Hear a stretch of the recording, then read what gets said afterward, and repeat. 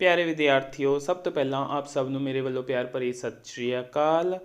ਅੱਜ ਅਸੀਂ 10th class ਦਾ ਨਵੰਬਰ 2020 ਦਾ ਜੋ ਇੰਗਲਿਸ਼ ਦਾ ਪੈਜ ਦਾ ਟੈਸਟ ਹੈ ਉਸ ਦੇ ਵਿੱਚੋਂ ਜੋ ਕੰਪਰੀਹੈਂਸ਼ਨ ਪਾਰਟ ਸੀ ਜਾਂ ਫਿਰ ਗ੍ਰਾਮੈਟੀਕਲ ਪਾਰਟ ਸੀ ਉਸ ਦਾ ਸੋਲੂਸ਼ਨ ਦੇਖਾਂਗੇ।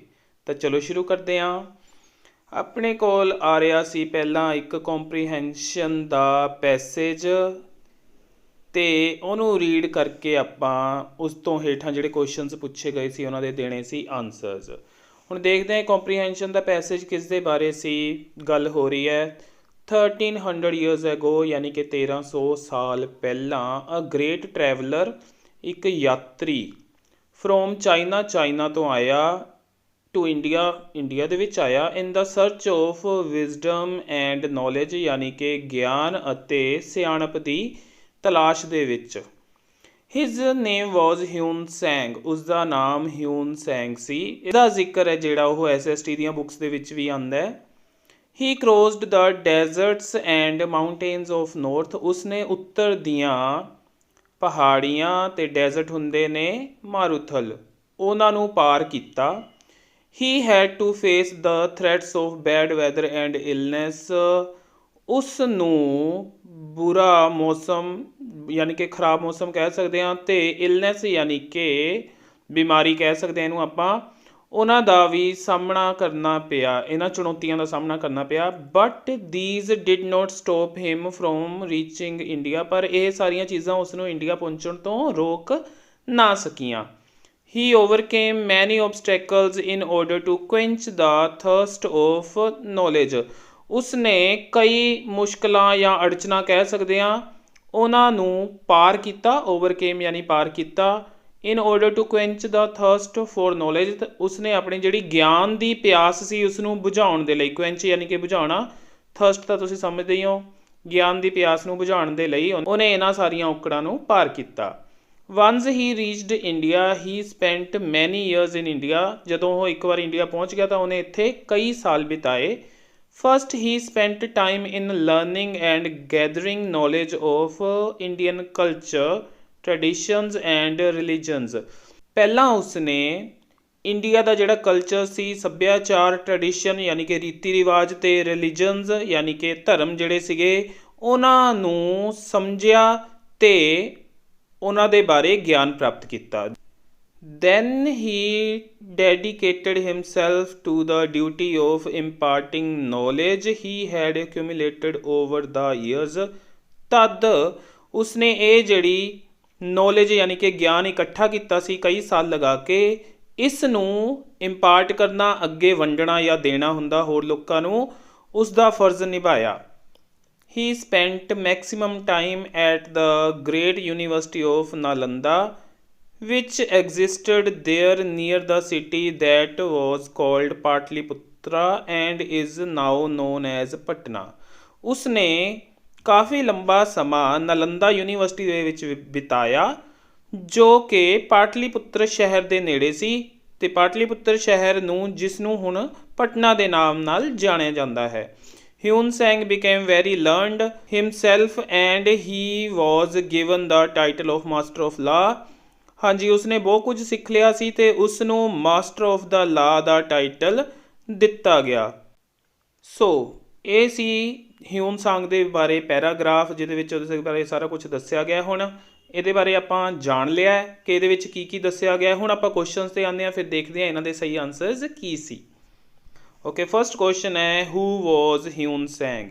ਹਿਊਨ ਸੈਂਗ ਤਾਂ ਇੱਕ ਟਰੈਵਲਰ ਸੀ, ਜਿਵੇਂ ਕਿ ਆਪਾਂ ਦੇਖੀਏ ਚੀਨੀ ਯਾਤਰੀ ਸੀ ਉਹ ਇੱਕ। ਸੋ ਇਸ ਦੇ ਵਿੱਚੋਂ ਜਿਹੜੀ ਓਪਸ਼ਨ ਹੈ ਬੀ ਦੂਜੀ ਟਰੈਵਲਰ ਵਾਲੀ ਇਹ ਸਹੀ ਓਪਸ਼ਨ ਸੀ।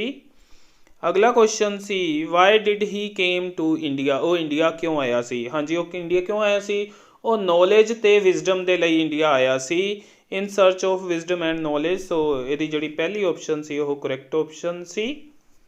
ਅੱਗੇ third question C wear did he spend most of his time in India, ਉਹਨੇ ਇੰਡੀਆ ਦੇ ਵਿੱਚ ਆਪਣਾ ਜ਼ਿਆਦਾ ਸਮਾਂ ਕਿੱਥੇ ਬਿਤਾਇਆ। ਉਹਨੇ ਜ਼ਿਆਦਾ ਸਮਾਂ ਬਿਤਾਇਆ ਸੀ ਨਾਲੰਦਾ ਯੂਨੀਵਰਸਿਟੀ ਦੇ ਵਿੱਚ ਜੋ ਕਿ ਸੀ ਪਾਟਲੀਪੁੱਤਰ ਸ਼ਹਿਰ ਦੇ ਨੇੜੇ।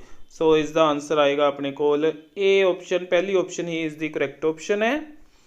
ओके, अगला क्वेश्चन है which title was given to him. हाँ जी, ਉਹਨੂੰ ਕਿਹੜਾ ਟਾਈਟਲ ਦਿੱਤਾ ਗਿਆ ਸੀ? ਉਹਨੂੰ ਟਾਈਟਲ ਦਿੱਤਾ ਗਿਆ ਸੀ ਮਾਸਟਰ ਆਫ ਦ ਲਾਅ, ਤੇ ਇਹ ਆਪਸ਼ਨ ਸੀ ਚੌਥੀ। ਸੋ ਚੌਥੇ ਕੁਐਸਚਨ ਦੇ ਲਈ ਚੌਥੀ ਹੀ ਜਿਹੜੀ ਆਪਸ਼ਨ ਸੀ ਉਹ ਕਰੈਕਟ ਸੀ। ਫਿਰ ਪੰਜਵਾਂ question C what was the old name of Patna. ਹਾਂਜੀ, ਉਸਦਾ ਪੁਰਾਣਾ ਨਾਮ ਕੀ ਸੀ? ਪਾਟਲੀਪੁੱਤਰ। ਪਾਟਲੀਪੁੱਤਰ ਪਟਨਾ ਦਾ ਪੁਰਾਣਾ ਨਾਮ ਸੀ। ਨਾਲੰਦਾ ਤਾਂ ਯੂਨੀਵਰਸਿਟੀ ਸੀ। ਤੇ ਅਗਲਾ question C A teacher made us feel that studying science was as easy as ABC। हाँ जी, फोकस कितने है as easy as ABC।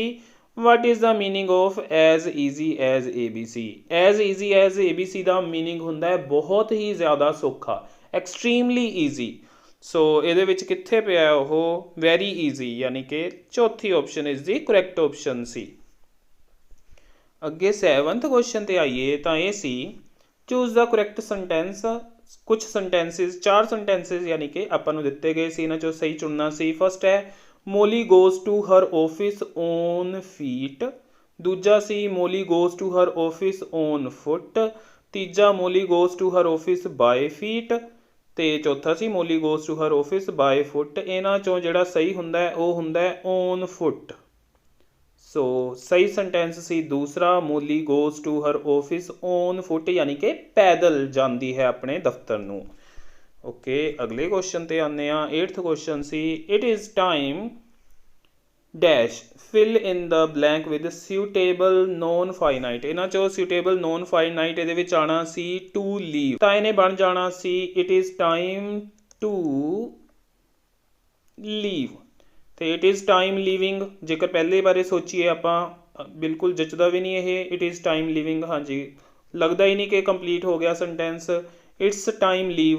ਇਸੇ ਤਰ੍ਹਾਂ ਇਸ ਕੇਸ 'ਚ ਵੀ ਜਦੋਂ ਆਪਾਂ ਲੀਵ ਭਰ ਕੇ ਦੇਖੀਏ ਤਾਂ ਵੀ ਸੈਂਟੈਂਸ ਕੰਪਲੀਟ ਹੋਇਆ ਲੱਗਦਾ ਨਹੀਂ। ਇਟ ਇਜ਼ ਟਾਈਮ ਲੈਫਟ, ਨਹੀਂ ਜੀ ਇਹ ਵੀ ਕੋਈ ਗੱਲ ਨਹੀਂ ਬਣੀ। It is time to leave ਹੀ ਇਹਦੇ ਵਿੱਚ ਆਏਗਾ ਤੇ ਇਹ ਜੱਚਦਾ ਵੀ ਹੈ ਜੇਕਰ ਆਪਾਂ ਬੋਲ ਕੇ ਦੇਖੀਏ ਤਾਂ। ਸੋ ਕਈ ਵਾਰ ਇਸ ਤਰ੍ਹਾਂ ਤੁਸੀਂ ਬੋਲ ਕੇ ਦੇਖ ਸਕਦੇ ਹੋ ਫਿਲ ਇਨ ਦਾ ਬਲੈਂਕਸ ਦੇ ਵਿੱਚੋਂ ਆਪਸ਼ਨ ਨੂੰ ਸਿਲੈਕਟ ਕਰਕੇ, ਤਾਂ ਉੱਥੋਂ ਵੀ ਆਈਡੀਆ ਹੋ ਜਾਂਦਾ ਕਿ ਕਿਹੜੀ ਇਹਦੀ ਸਹੀ ਆਪਸ਼ਨ ਹੋਏਗੀ। ਅਗਲੇ 9th ਕੁਐਸਚਨ ਤੇ ਆਈਏ ਤਾਂ ਉਹ ਸੀ ਆਪਣੇ ਕੋਲ ਵੀ ਡੈਸ਼ ਆ ਫਿਲਮ ਵੈਨ ਦੇ ਕੇਮ। ਹਾਂਜੀ, ਇਹਦੇ ਵਿੱਚ ਆਪਾਂ ਬਲੈਂਕ ਦੇ ਵਿੱਚ ਇਹਨਾਂ ਦੇ ਵਿੱਚੋਂ ਕੋਈ ਜਿਹੜੀ ਸਹੀ ਆਪਸ਼ਨ ਸੀ ਉਹ ਭਰਨੀ ਸੀ। ਆਪਾਂ ਚਾਰਾਂ ਨੂੰ ਦੇਖਦੇ ਹਾਂ। ਵਾਚਡ, ਵਰ ਵਾਚਿੰਗ। ਦੇਖੋ ਵੈਨ ਦੇ ਕੇਮ, ਕੇਮ ਤੋਂ ਪਤਾ ਲੱਗਦਾ ਹੈ ਕਿ ਇਹ ਪਾਸਟ ਬਾਰੇ ਗੱਲ ਹੋ ਰਹੀ ਹੈ। ਇਟ ਮੀਨਸ ਵਾਚ ਜਿਹੜੀ ਫਸਟ ਫੋਰਮ ਹੈ ਇਹ ਨਹੀਂ ਆਏਗੀ ਆਪਣੇ ਕੋਲ। ਤੇ ਹੈਵ ਵਾਚਡ, ਹੈਵ ਵਾਚਡ ਚੁੱਕੇ ਹਾਂ, ਇਹਦੇ ਵਿੱਚ ਵੀ ਪ੍ਰੈਜ਼ੈਂਟ ਆਉਂਦਾ ਹੈ, ਸੋ ਇਹ ਵੀ ਨਹੀਂ ਆਏਗਾ। ਸੋ ਪਹਿਲੇ ਦੋ ਦੇ ਵਿੱਚੋਂ ਆ ਸਕਦਾ ਸੀ ਕੁਛ ਇਹਦੇ ਵਿੱਚ। We watched a film when they came, we were watching. ਹਾਂ, ਜਦੋਂ ਉਹ ਆਏ ਤਾਂ ਅਸੀਂ ਇੱਕ ਫਿਲਮ ਦੇਖ ਰਹੇ ਸੀ, ਇਹ ਬਿਲਕੁਲ ਸਹੀ ਬਣਦਾ ਹੈ। ਸੋ ਦੂਜੀ ਆਪਸ਼ਨ ਇਸ ਦੇ ਲਈ ਸੀ correct option we were watching a film when they came. So ਅਗਲੇ 10th ਨੂੰ ਦੇਖਦੇ ਹਾਂ ਹੁਣ ਆਪਾਂ। 10th ਸੀ he is hard working dash not intelligent. He is hard working ਯਾਨੀ ਕਿ ਉਹ ਮਿਹਨਤੀ ਹੈ। ਨੋਟ ਇੰਟੈਲੀਜੈਂਟ, ਹਾਂਜੀ ਇਹਦੇ ਵਿੱਚ ਜਿਹੜਾ ਉੱਥੇ ਵਰਡ ਆਏਗਾ ਬਲੈਂਕ ਦੇ ਵਿੱਚ ਉਹ ਆਪਾਂ ਇਹਨਾਂ ਚੋਂ ਦੇਖੀਏ ਕਿਹੜਾ ਭਰ ਕੇ ਦੇਖ ਸਕਦੇ ਹਾਂ। ਸੋ ਨੋਟ ਇੰਟੈਲੀਜੈਂਟ, ਨਹੀਂ ਕੋਈ ਗੱਲ ਨਹੀਂ ਬਣੀ, ਸੋ ਨਹੀਂ ਆ ਸਕਦਾ। ਔਰ ਨੋਟ ਇੰਟੈਲੀਜੈਂਟ, ਬਿਲਕੁਲ ਵੀ ਨਹੀਂ, ਇਹਦੇ ਨਾਲ ਵੀ ਕੋਈ ਸੈਂਸ ਨਹੀਂ ਬਣ ਰਹੀ। ਬਟ ਨੋਟ ਇੰਟੈਲੀਜੈਂਟ ਜਾਂ and note intelligent. And note intelligent, and ਤਾਂ ਉਦੋਂ ਲੱਗਦਾ ਜਦੋਂ ਦੋ ਚੀਜ਼ਾਂ ਇੱਕੋ ਜਿਹੀਆਂ ਹੋ ਰਹੀਆਂ ਹੋਣ, ਆਹ ਤੇ ਉਹ। ਪਰ ਇੱਥੇ ਕੀ ਹੋ ਰਿਹਾ, ਹੀ ਇਜ਼ ਹਾਰਡ ਵਰਕਿੰਗ, ਉਹ ਮਿਹਨਤੀ ਹੈ। ਤੇ ਇਹਦੇ ਵਿੱਚ ਜੇਕਰ ਆਪਾਂ ਬਟ ਲਗਾਈਏ ਹੁਣ ਤਾਂ ਕੀ ਬਣਦਾ ਆਪਣੇ ਕੋਲ, ਹੀ ਇਜ਼ ਹਾਰਡ ਵਰਕਿੰਗ, ਉਹ ਮਿਹਨਤੀ ਹੈ।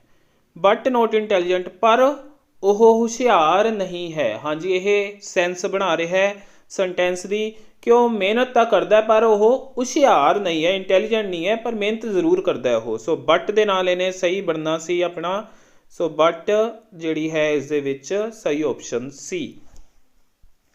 ਅੱਗੇ 11 12 13 14 15 16 17 ਤੇ 18th ਤੇ ਈਵਨ 19th ਕੁਐਸਚਨ ਸੀ ਜਿਹੜੇ ਇਹ ਸਾਰੇ ਸੀਗੇ ਤੁਹਾਡੀ ਬੁੱਕ ਦੇ ਪੋਰਸ਼ਨ ਦੇ ਵਿੱਚੋਂ। ਸੋ ਇਹਨਾਂ ਨੂੰ ਨਹੀਂ ਡਿਸਕਸ ਕਰਾਂਗੇ ਆਪਾਂ। ਹੁਣ ਡਾਇਰੈਕਟਲੀ ਆਵਾਂਗੇ 20th ਕੁਐਸਚਨ ਤੇ। Choose the correct English translation of the given sentence. Sentence ਹੈ ਆਪਣੇ ਕੋਲ ਚੁੱਪ ਰਹੋ ਇਸ ਦੀ ਇਹਨਾਂ ਦੇ ਵਿੱਚੋਂ ਸਹੀ ਇੰਗਲਿਸ਼ ਟਰਾਂਸਲੇਸ਼ਨ ਕੀ ਸੀ ਆਪਾਂ ਉਹ ਸਿਲੈਕਟ ਕਰਨੀ ਸੀ।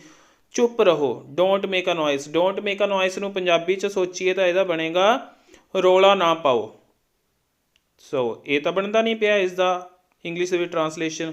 ਕੀਪ ਕੁਆਇਟ, ਹਾਂ ਚੁੱਪ ਰਹੋ, keep quite most of the time ਇਹ ਟੀਚਰਸ ਦੁਆਰਾ ਯੂਜ਼ ਕੀਤਾ ਜਾਂਦਾ ਹੈ ਕਲਾਸਰੂਮਸ ਦੇ ਵਿੱਚ ਜਦੋਂ ਉਹਨਾਂ ਨੇ ਬੱਚਿਆਂ ਨੂੰ ਚੁੱਪ ਕਰਾਉਣਾ ਹੁੰਦਾ ਹੈ। ਸੋ ਅਸੀਂ ਵੀ ਯੂਜ਼ ਕਰਦੇ ਹਾਂ ਇਹ, ਅਤੇ ਕਿਹਾ ਜਾਂਦਾ ਹੈ keep quite, students keep quite, ਯਾਨੀ ਕਿ ਬੱਚਿਓ ਚੁੱਪ ਰਹੋ। ਸੋ ਕੀਪ ਕੁਆਇਟ ਇਸ ਦਾ ਸਹੀ ਆਨਸਰ ਸੀ। ਕੁਆਇਟ ਪਲੀਜ਼ ਇਹਦੇ ਵਿੱਚ ਤਾਂ ਰਿਕੁਐਸਟ ਹੋ ਗਈ, ਅਤੇ ਪੰਜਾਬੀ 'ਚ ਜਦੋਂ ਇਹਨੂੰ ਕਨਵਰਟ ਕਰਾਂਗੇ ਤਾਂ ਪਲੀਜ਼ ਦਾ ਮਤਲਬ ਹੁੰਦਾ ਕਿਰਪਾ ਕਰਕੇ ਚੁੱਪ ਰਹੋ, ਤਾਂ ਇਹ ਤਾਂ ਇਕੱਲਾ ਚੁੱਪ ਰਹੋ ਹੈ, ਸੋ ਇਹ ਆ ਨਹੀਂ ਸੀ ਸਕਦਾ। ਅਤੇ ਅਗਲਾ ਸੀ ਨਨ ਆਫ ਦੀਸ, ਪਰ ਆਪਾਂ ਨੂੰ ਤਾਂ ਆਨਸਰ ਮਿਲ ਗਿਆ। So B option keep quiet is the ਸਹੀ ਆਪਸ਼ਨ ਸੀ। ਸੋ ਸਟੂਡੈਂਟਸ ਜਿਹੜੇ ਕੁਐਸਚਨਸ ਦੇ ਸੋਲਿਊਸ਼ਨਸ ਆਪਾਂ ਅੱਜ ਡਿਸਕਸ ਕੀਤੇ ਨੇ, ਆਈ ਹੋਪ ਕਿ ਤੁਹਾਨੂੰ ਪਤਾ ਚੱਲ ਗਏ ਹੋਣਗੇ ਹੁਣ ਉਹਨਾਂ ਦੇ ਸਹੀ ਆਨਸਰਸ ਕੀ ਸੀ। ਅਤੇ ਵੀਡੀਓ ਚੰਗੀ ਲੱਗੀ ਹੋਏ ਤਾਂ ਇਸ ਨੂੰ ਲਾਈਕ ਕਰਨਾ ਅਤੇ ਆਪਣੇ ਹੋਰ ਫਰੈਂਡਸ ਅਤੇ ਸਟੂਡੈਂਟਸ ਦੇ ਨਾਲ ਸ਼ੇਅਰ ਜ਼ਰੂਰ ਕਰਨਾ। ਅਤੇ ਵੀਡੀਓ ਨੂੰ ਲਾਸਟ ਤੱਕ ਦੇਖਣ ਲਈ ਤੁਹਾਡਾ ਸਾਰਿਆਂ ਦਾ ਥੈਂਕਸ।